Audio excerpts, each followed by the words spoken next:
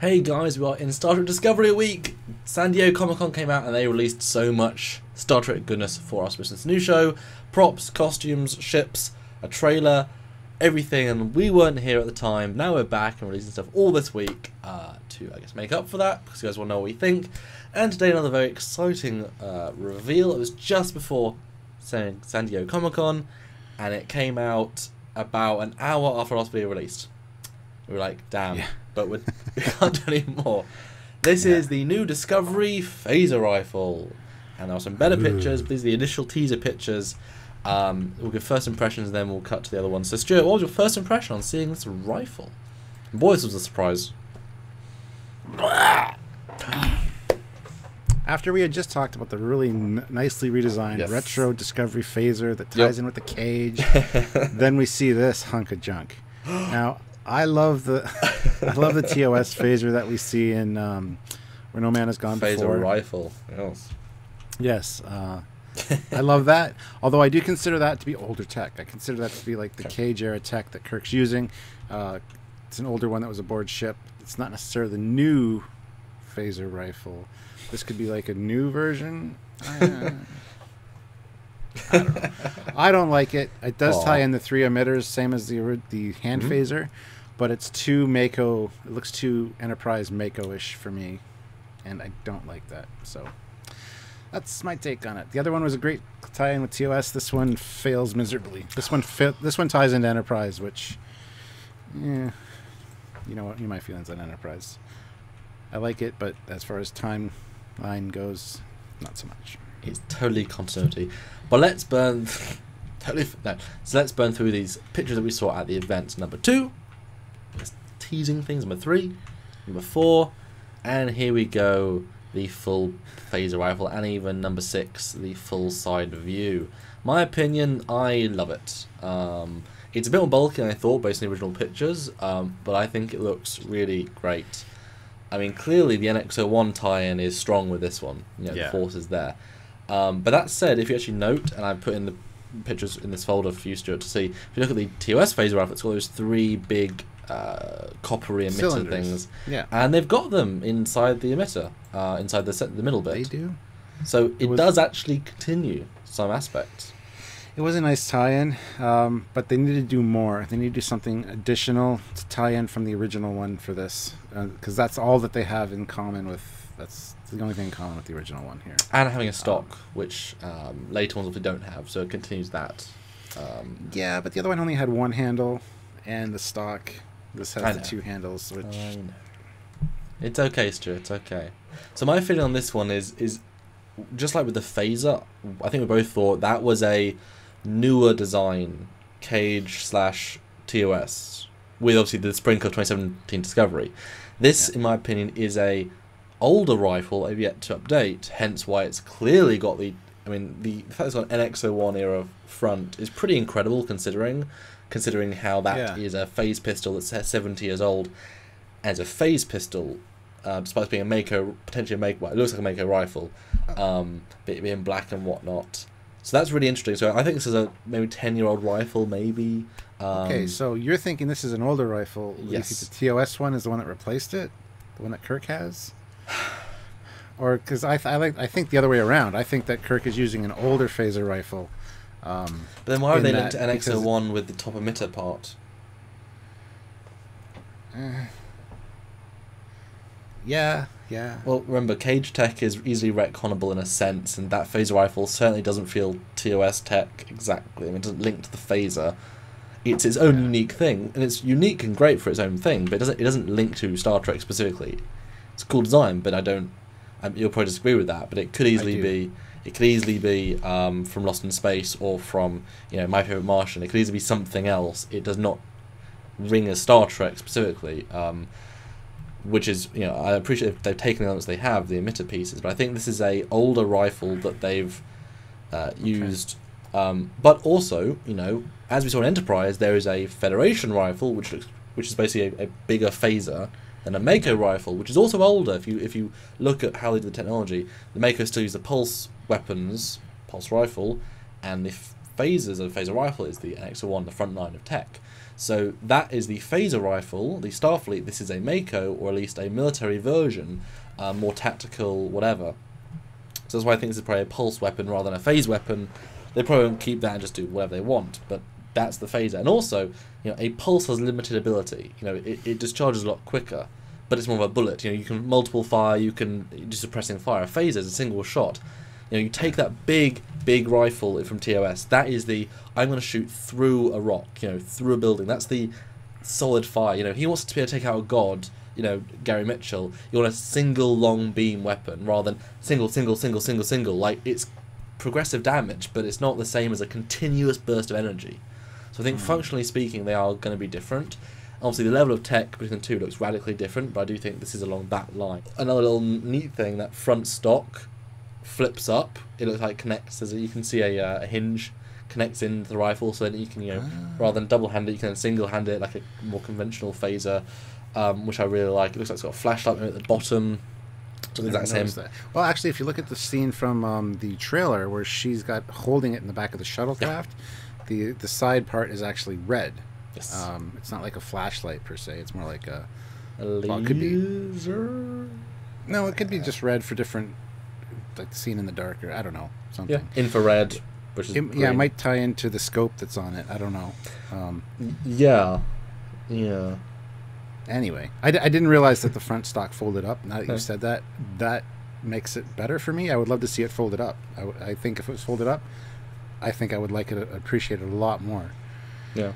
Personally, I think that would be better. I think it's a tactical rifle. Is a specifically armed response tactical weapon. Yeah. I mean, again, also feels like if you look at the Star Trek 6 phaser, has a very similar front piece. Again, that's the NX-1 phaser was also, so it could be a precursor to that. One really interesting thing about this is that they've gone. I mean, this could be a nowadays rifle. Yeah. Just an energy version. The big thing being obviously it's got a full-on literal rail, which I think is. I mean, I'd rather see like a magnetic piece. It just goes. I mean, you don't need a rail. Come on, guys. That's too modern. That's people nowadays saying, well, guns have rails. It's a gun. No. It's 200 years in the future. You can have magnetically charged particles that go. Even the Star Trek Into Darkness phaser all just slid together with magnets. You don't need a rail. And having a sight, I like a sight. It actually gives it more depth. I know that the Mako rifles have a pop-up sniper scope in every rifle. It's most rifles, which is cool, but so less advanced than this. But then again, how far can you push a gun, basically? It's still a pulse rifle. I mean, how far you can push... It's like the wheel of weaponry. It's just an energy weapon. I mean, what do you want it to do? The TOS phaser can wide beam shoot 50 people. I mean, what more can you do? Yeah. One of the things I do like about this is the tie-in with the hand phaser a little bit, is the 3 emitter thing at the front. Yes. It was interesting. When I first saw it, I kind of went, eh. But considering that it's a companion piece to the other sidearm, it really works for me visually to have the same kind of barrel configuration on both. Yeah. But yeah, fold up that front stock. It looks pretty cool, but I wouldn't say it's Star Trek, unfortunately. Oh, if that front piece didn't look like the NX-01 pistol, which is a very clever way of making it feel Star Trek, it wouldn't be a Star. I mean, there's nothing about it that says Star Trek. If you took out that one piece, except for the huge delta on the top of it. Oh, they love their deltas. Yeah, that, and it's also reversed, which is weird. I don't understand why. Well, it saddens me a little bit that they feel like they need to brand everything with a mark of Starfleet. It's like, come on, guys. Even the hand phaser has the delta on the top, which we didn't see when we did our first video because it didn't show the top. It's like, oh my good God. I think Gene does it fire deltas? Does it fire little deltas? Little delta-shaped bullets? Yes, true. Yeah, that's his ammo clip. That's his clip. Yeah, but in the front bit, I think it's great. That's the signature of this era. Is 3 emitters, presumably the kill, heavy stun, light stun, link to cage, very clever. Yes, but yeah, without that piece, the front piece doesn't look like a Star Trek rifle specifically, but with it. But they've incorporated cage elements, and that's impressive considering how out of the box they are. Like it'd be easy to incorporate. And the tie-in with the TOS one of having the 3 cylinders does work for me. I like that quite a bit, but it's too much of a step away from the aesthetic of the TOS one. They needed to tie one or two more elements into it for me for that time era. But none of the stuff ties into that time era. The phaser does. The tricorder does. The communicator does. Everything else does, as far as what like equipment goes. So why couldn't they just make internals though, Stuart? That design. No, I know, but yes, I'm just saying for the accessories. The accessories they have, this is just on its own out there. Now I just had a side thought.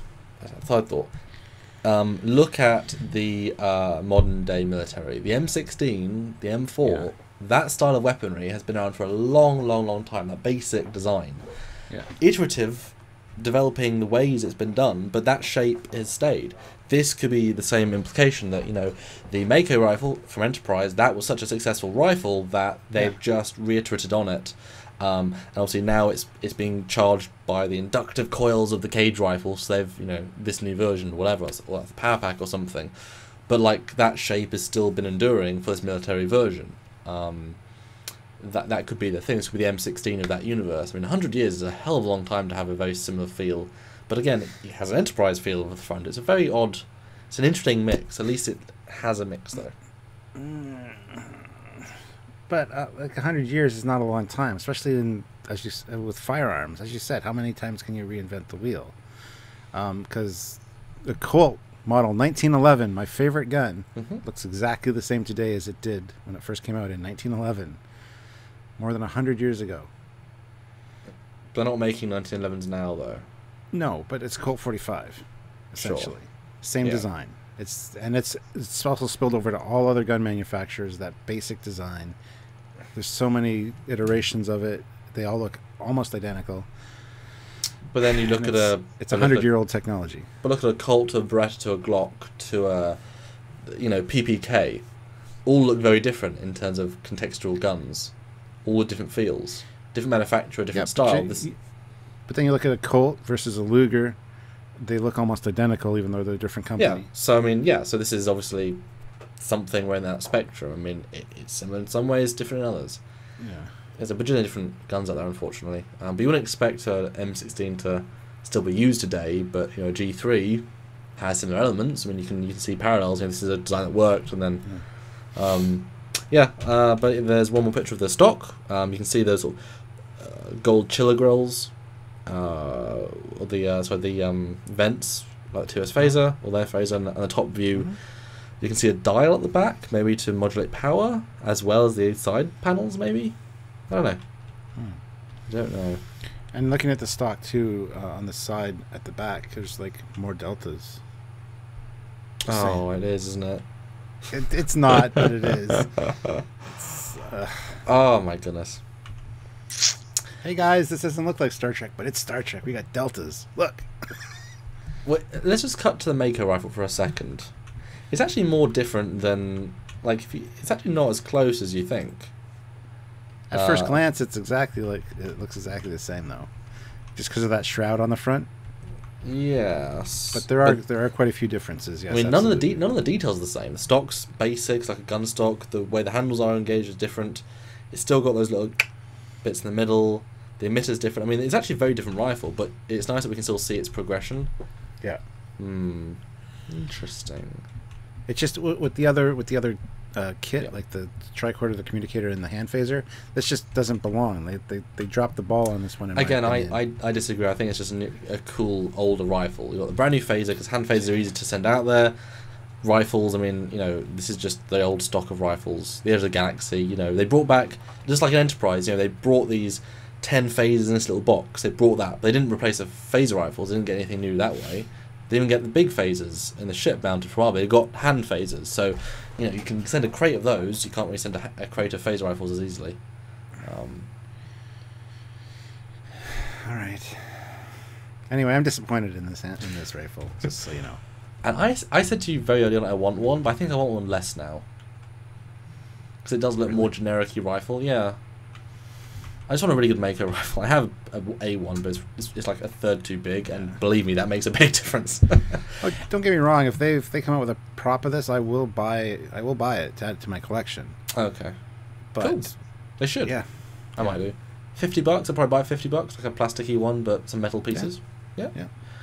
And that is it. Look at the phaser rifle. Glad we waited, accidentally waited anyway, so we got to see these full detail shots of this rifle. Mixed opinions here on Trekyards, but let us know what you think in the comments below. And again, phaser, still perfect, pretty much. And hopefully you like the phaser rifle. Maybe you didn't. Let us know in the comments below, like I said.